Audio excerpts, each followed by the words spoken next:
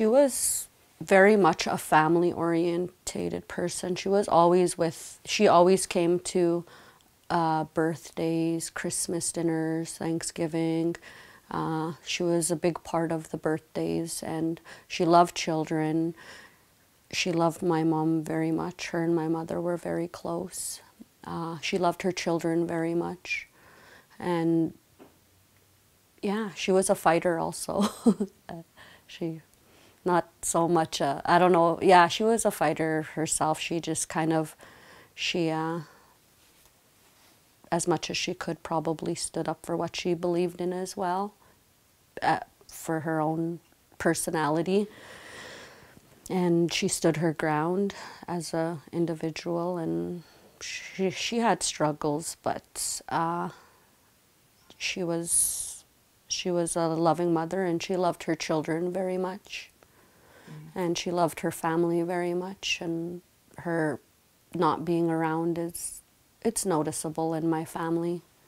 As far back as I can remember, Nadine was always, you know, like a really good mother to her children. She was a really good sister to me. She always looked after me like I was one of her own children. So she was very overprotective of me. She was really a kind woman. She had a good sense of humor. She always made me laugh. Me and her were close too. We were just spending time together before this whole nightmare happened.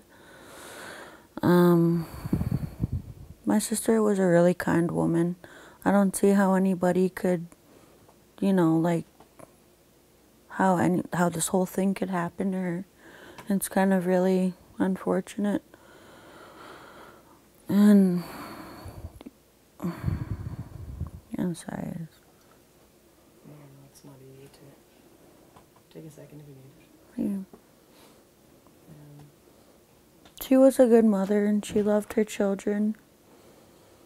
They always came first in her life, and she did have like her own problems, but she always made sure that her children came first. They were her main priority.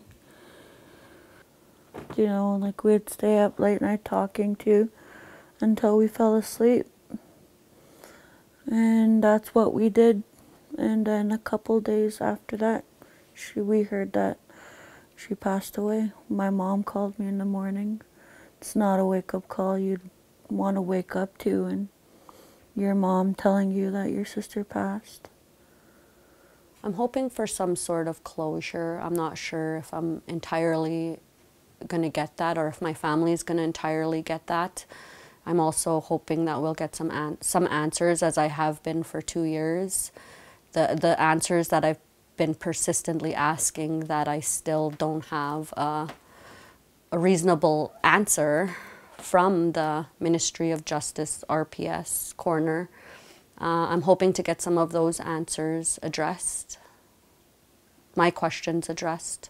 I am feeling anxiety already just thinking about the inquest, because I know that we have to relive this whole nightmare all over again and relive all the details of this whole investigation, and it's unfortunate, but it has to be done. And I'm hoping, if anything, that there would be some recommendations within the justice system to ensure that this doesn't happen to other families, and that they don't have to experience the nightmare of all of this.